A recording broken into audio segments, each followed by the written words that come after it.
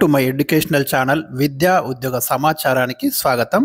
ప్రతిరోజు తెలుగు సాహిత్యం నేర్చుకుందాం శీర్షికన 10 క్వశ్చన్స్ మనం డిస్కస్ చేస్తున్నాం. ముఖ్యంగా ఇప్పుడైతే తెలుగు లిటరేచర్, తెలుగు సాహిత్యాంశాలు అధ్యయనం చేస్తున్నాం. తర్వాత ప్రతి వీడియోలో కూడా మీకు తెలుగు విమర్శ కానివ్వండి, భాషాశాస్త్రం కానివ్వండి, డిఎస్సికి సంబంధించి మెథడాలజీ కానివ్వండి, ప్రతిదీ కూడా ఇచ్చే ప్రయత్నం అయితే జరుగుతుంది. ముఖ్యంగా నెట్, సెట్, జేఎల్, డిఎల్, గురుకుల ఏదైనా ప్రిపేర్ అయ్యే వాళ్ళకు యూస్ఫుల్ కంటెంట్ ఇస్తున్నాను. మరి ఛానల్ని సబ్స్క్రైబ్ చేసుకొని ప్రతిరోజు ఈవినింగ్ అయితే ఈ 10 క్వశ్చన్స్ మీరు సాల్వ్ చేసే ప్రయత్నం చేయండి. కింద మీకు ప్రతి క్వశ్చన్కి ఆన్సర్ ఉంటుంది. మీరైతే ముందు ఆన్సర్ ఒకటి అనుకొని మళ్ళీ అది కరెక్టా కాదా తేల్చుకోండి.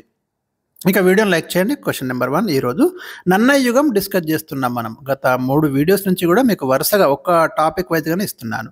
ఈరోజు కంటిన్యూషన్లో మీకు ప్రసన్న కథా కలితార్థ యుక్తి అనగా కథతో కూడుకొని ఒక గొప్ప అర్థాన్ని ప్రకాశించుట అని ఎవరన్నారు?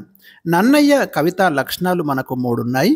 ప్రసన్న కథా కలితార్థయుక్తి, దీనినే మనం ప్రసన్న కథా కవితార్థయుక్తి అని కూడా అంటాం. అదేవిధంగా అక్షర రమ్యత, నానా రుచిరార్థ సూక్తి నిధిత్వం, ఈ 3 కూడా నన్నయ్య యొక్క కవితా లక్షణాలు. సారమతీన్ కవీంద్రులు అనే పద్యంలో వీటిని నన్నయ్య ప్రస్తావించినాడు. మరి ప్రసన్న కథా కలితార్థయుక్తి అంటే కథతో కూడుకొని ఒక గొప్ప అర్థాన్ని ఇవ్వడం అని ఎవరన్నారు? మీరైతే ఆన్సర్ ఊహించండి. రైట్ ఆన్సర్ వచ్చేసి మనకి ఇక్కడ చూడండి, విశ్వనాథ సత్యనారాయణ ఈ మాటలన్నది. ప్రశ్న 2, కమ్మని లతాంతముల కుమ్మనసి వచ్చు మధుపమ్ముల సుగీత నినదమ్ముల సగెన్. చాలా ముఖ్యమైన లయగ్రాహి పద్యం అండి, నన్నయ్య రచించిన పద్యం ఇది. దీంట్లో నన్నయ్య ఏ ఋతువును వర్ణిస్తున్నాడు? మీరు పద్యాన్ని జాగ్రత్తగా ఇక్కడ చూడండి. కమ్మని లతాంతముల కొమ్మనసి వచ్చు మధుపమ్ముల సుగీత నినదమ్ముల సగే.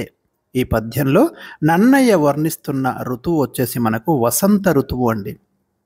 క్వశ్చన్ నెంబర్ 3, కురువృద్ధుల్ గురువృద్ధ బాంధవులనేకులు సూచుచుండన్ మదోద్ధరుడై ద్రౌపదినిట్లు చేసిన కలున్ అనే పద్యంలో నన్నయ్య ఏ కవితా లక్షణాన్ని మనం గమనించవచ్చు?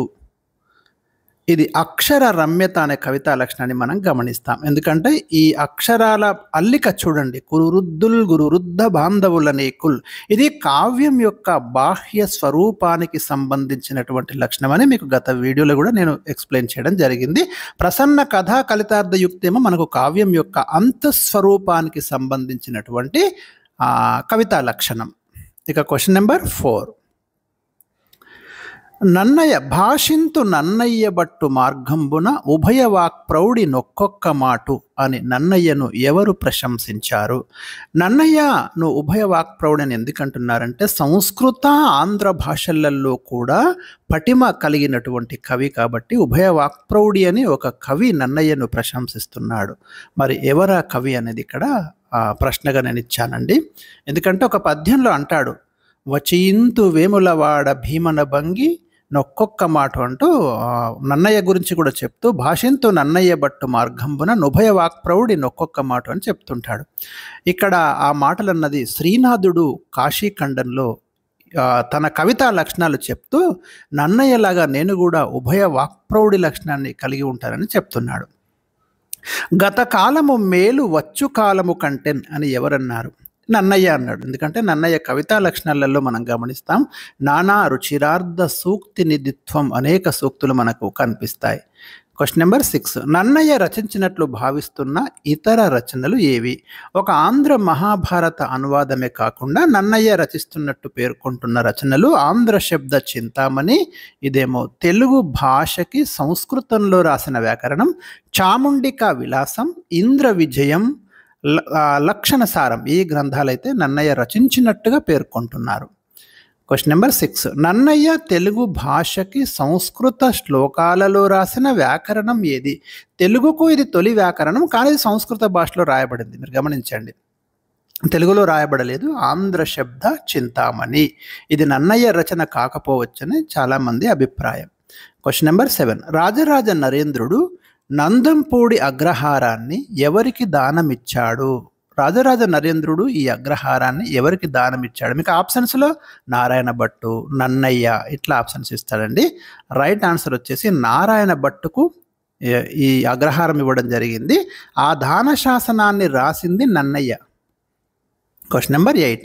నన్నయ్య సమకాలీనులైన కవులు ఎవరు? నన్నయ్యకు సమకాలీనంగా ఉన్న కవుల పేర్లు కొన్ని మనకు వినిపిస్తున్నాయి.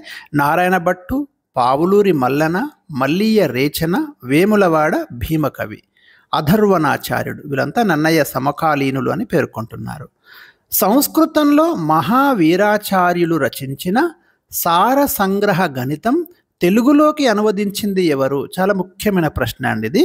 మనకి పావులూరి మల్లన, పావులూరి గణితం అంటాము, క్రీస్తు శకం 1100 ఈ అనువాదం జరిగింది సంస్కృతం నుండి తెలుగులోకి. తెలుగులో మొట్టమొదటి ఛందో లక్షణ గ్రంథం ఏది? చాలా ముఖ్యమైన ప్రశ్న ఇది కూడా. కవిజనాశ్రయం అండి. ఇక్కడ ఇంకా దీన్ని మల్లీయ రేచన రచించినాడు. నెక్స్ట్ క్వశ్చన్ కూడా మల్లీయ రేచన గురువు ఎవరని ఇచ్చాను. వాధీంద్ర చూడామణి మల్లీయ రేచన యొక్క గురువు. మల్లీయ రేచన బిరుదులు. కవి జనాశ్రయుడు చాలా చాలా ఇంపార్టెంట్. శ్రవణ భరణుడు, ఇతను జైన మతస్థుడు. 2 బిరుదులు ఉన్నాయి ఇక్కడ చూడండి. మల్లీయ రేచన రచించిన కవి జనాశ్రయం ఏ పేరుతో ప్రసిద్ధి చెందింది? భీమన చందం అంటాం దీన్ని. వెరీ వెరీ ఇంపార్టెంట్ అండి. సో ఇవి మరి ఈరోజు వచ్చినటువంటి ముఖ్యమైన ప్రశ్నలు నన్నయ్య యుగం నుంచి. నెక్స్ట్ వీడియోలకు కూడా మిగతా ప్రశ్నలు ఉంటాయి. ప్రతిదీ కూడా ప్రామాణిక రచనల నుండి సేకరించిస్తున్నటువంటి ఈ మెటీరియల్ అయితే మీకు చాలా చాలా యూజ్ అవుతుంది. మరి వీడియోని తప్పకుండా లైక్ చేయండి.